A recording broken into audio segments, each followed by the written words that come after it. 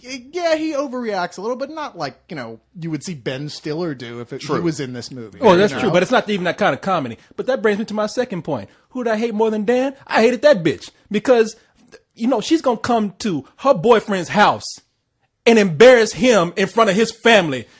I don't slap women. I don't like to hit women, but I'm just saying there's exceptions. You're just saying there's a streak that's starting to come out. Those are rising to the top. Those exceptions are Friday nights.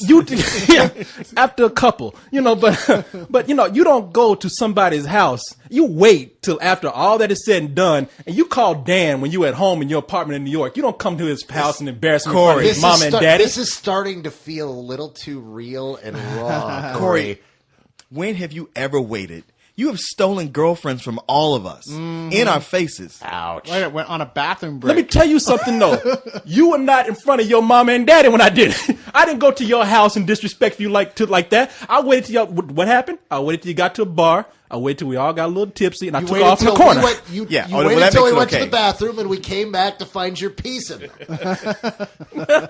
Hey, man, all I'm saying is there's some respect that goes with this. I respect y'all enough to not do it in front of people that y'all love. I think you took that part too seriously, though, man. I mean, part of the whole premise of this movie is, man, life is sure messy sometimes, isn't it? And emotions are just part of why we're imperfect, fucked up creatures, but still, ultimately, you can get past that and love them. And that's why I loved this movie, because these were real people to me. I believed that this is one of those things, this shit doesn't normally happen, but it does happen.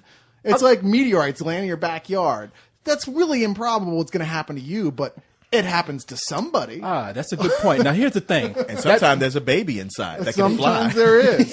I don't know. I'm listening to him go off, and I'm just hearing, I believe I can fly. I believe I can touch the sky. That's a good point. That brings me to my third point. Oh, here we go. Third point. I believe that I probably did not relate to this movie because obviously this happens to white people more than just anybody else. This is the second movie that I've seen. Now, I saw this other movie with Carlisle. The Family Stone. The Family Stone, where a guy brings his girlfriend home and the brother steals the girlfriend. Now, in the most civilized black home, there's a death after that. At least somebody is stabbed and goes to the hospital. Black home, somebody gets stabbed. I'm just saying in the most one person. Just one person. And they don't always die. Let me change that. There's not always a death. Somebody's gonna get stitches. 911 is getting called. Yeah, exactly. I mean, I thought that was a joke in your town. But this whole movie is totally white, though. You're right. There's nothing in this movie that would happen anywhere outside of the Northeast in America. Like in Maine is where this type of thing happens, in Cape Cod. This would never happen. People in Texas are going to look at this and go,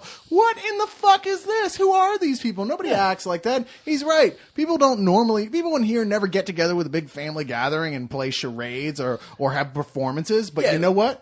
They do up there. Leon is right, though. What'd you say? They have a family gathering where they play talent shows. Yeah, really. Yeah. I grew up with my family doing that stuff. We did that. Explains stuff a lot. Yeah, it does. It tells me everything. Well, we also got drunk at the same time. How else do you think we got to that point? Well, he comes from West Virginia, where they have cotillions with your cousins. But the thing is, you got to be sober to go get the costumes first. You know what I mean?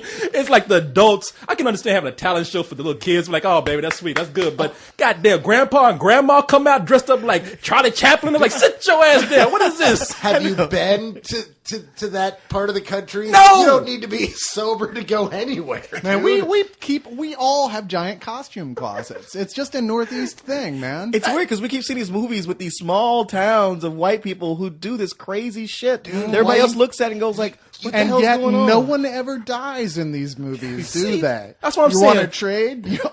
We just got through seeing a movie where a whole town backs up a guy with a sex doll, and now I'm seeing this movie where it's a small town people dress up for talent shows at Thanksgiving or Christmas. So you guys have been living in the big city for too long, man. Small town America is fucking crazy. That's why we moved to cities. I mean, but then again, it's charming crazy. I mean, come on, what's cooler than being able to go to everyone in your town and go, "This is my sex doll, I'm fucking it," and they'll go, "Hey, that's cool." You got a point. I'm thinking about going there because y'all know how to party. Oh no! Let me tell you something. Not you don't want to go there. Trust me. As delightfully crazy as they are, they have some lawn ornaments that you might be able to take part in. If you go to those towns, you'll be swinging all right. You'll be a swinging dick. Well, what if I go in and I say, "This is my costume, everybody."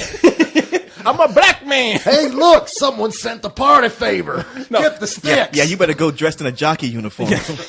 Well, Did somebody order pizza? well, I tell you what, though, I will say this about the movie. No, I'm talking crazy about it because really, I don't understand. But I was entertained, and I did find the movie kind of sweet. In this, like I said, this whole movie impossibility, and I did like Steve Carell, and I did love Julie Binoche as far as their acting goes. As far as their characters, I didn't get into it, but I mean, I got some laughs. I mean, and it is a comedy of errors, and if you can accept it for that, I think it's passable as a rental. That's about it. And you know something else? You say there's only white people around there. Did you notice that they stole a little Asian girl? Yeah, they did. Yeah. Why not? They're not hard to steal, man. There's lots of them. You could just reach down and pick one up in some parts of the world. Well, that's the thing now. That the big trendy thing for couples and especially lesbian couples who can't adopt, they get Chinese girls Well, it's because not they're so giving much- them away on a 2-for-1 sale. It's That's not so right. much trendy. It's hard to get a white baby. It really is. It's almost impossible. But Asian babies, shit. Asian, Mexican, you can pick those things up at yard sales. That's how I got my IBM compatible. You know, I really wanted an Apple, but you know, I took the next best thing. Yeah, we can go to a Wan Fu restaurant down the street, and they got a baby on the menu. You just order one. Would you like a baby with that? Yes, I would. Would you like that with a side of cattails? But anyway, I'm sorry. Do you have anything to add? I felt a lot like Leon, where in the beginning, You felt a lot like Leon, ain't you, Leon? Leon. Damn, that's a damn shame. When you can't even tell black people from one another. I thought it was just me. You ain't no better than these other dudes. It's like mustache, eggs. I can't tell I'm the a rapper. difference. I'm speaking of myself in third person. No, Rapper or a football player. I felt a lot like Cyrus, where at first I was like, man, these characters are being kind of douchebagger. Hey, don't try to wield my right. vocabulary, okay? It's a little tough. I originally started out like Cyrus, where I'm like, these characters are dabbling a little bit too much in the realm of douchebaggery. But you know what? It did win me over eventually. Once you see that, yeah, she's into him as much as he's into her. It's going to screw everybody up, but hey, that's them's the breaks. It was a sweet movie, had a lot of heart.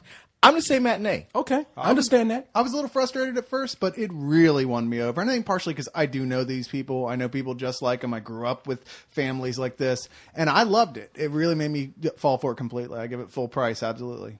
All right, excellent then. Well, I'm glad we got along on this. Let's go celebrate. Bring your girlfriends.